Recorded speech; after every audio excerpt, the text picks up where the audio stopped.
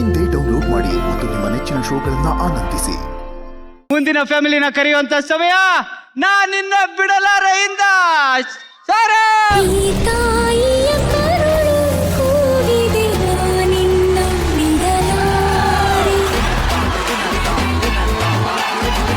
ಅಂಬಿಕಾ, ಅಂಬಿಕಾ, ನೀನ್ ಇಲ್ಲೇ ಎಲ್ಲೋ ಇದೆಯಾ? ಏಯ್ ಸಿರುಂಡೆ ಬಾಯ್ಲೆ.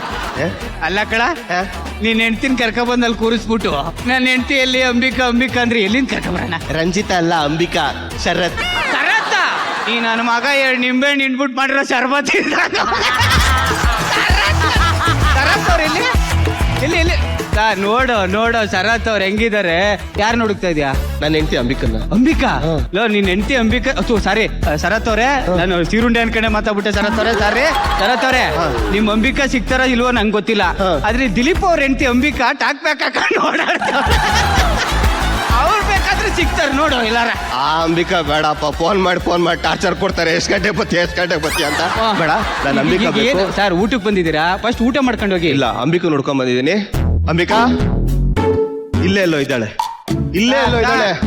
ಅಂಬಿಕಾ ಇಲ್ಲೇ ಎಲ್ಲೋ ಇದ್ದಾಳೆ. ಸರ್ ಹೋಗ್ ಬನ್ನಿ ಸರ್. ಆಯ್ತು, ಇಲ್ಲೇ ಇದ್ದಾಳೆ.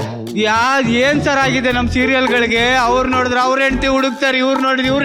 ದಯವಿಟ್ಟು ಜಿ ಕನ್ನಡ ಅವ್ರ ಹೆಂಡತಿನವ್ರು ಅವ್ರಿಗೆ ಉಳಿಸ್ಕೊಟ್ಬಿಡ್ರಪ್ಪ.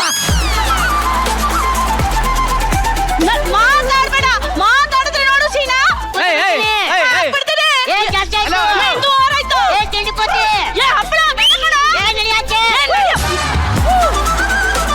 ಯಾರಮ್ಮ, ಯಾಕೆ ಜಗಳ ಆಡ್ಕೊಬತ್ತಾ ಇದೆಯಾ? ಸರ್ ನಾನು ಸರ್ ಅಣ್ಣನ ತಂಗಿ ಗುಂಡಮ್ಮ, ನಮ್ಮ ಮನೆ ದೀಪ ಅಣ್ಣಯ್ಯ, ನಂಬಿಕೆಯ ರೂಪ ಅಣ್ಣಯ್ಯ.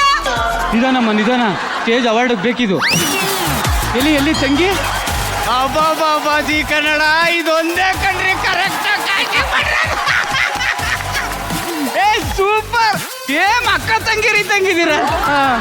ನೋಡಿ, ಜಗಳ ಆಡಿದ್ರೆ ಜೊತೆಗೆ ಯಾರು ಜೊತೆಗೆ ಹಿಂಗ್ ಹೊಡೆದಾಡ್ಕೊಂಡ್ ಜಗಳ ಆಡ್ಬೇಕು. ಒಬ್ಬೊಬ್ರು ಯಾಕೆ ಜಗಳ ಆಡ್ಕೊಂಡ್ ಬರ್ಬೇಕು? ಇಲ್ಲ, ನಾವಿಬ್ರು ಜಗಳ ಆಡ್ಕೊಂಡ್ ಬಂದ್ವಿ. ಯಾರಿದ್ದಾರೆ? ಇಲ್ಲಿದ್ದಾರೆ ನಮ್ ಗಂಡ. ಕೆಳಗೆ ಯಾವ್ದ್ರ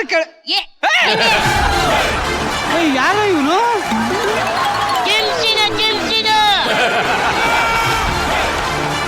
ಎಲ್ಲಿ ನಿಮ್ಮಪ್ಪ ಎಲ್ಲಿ ಸರ್?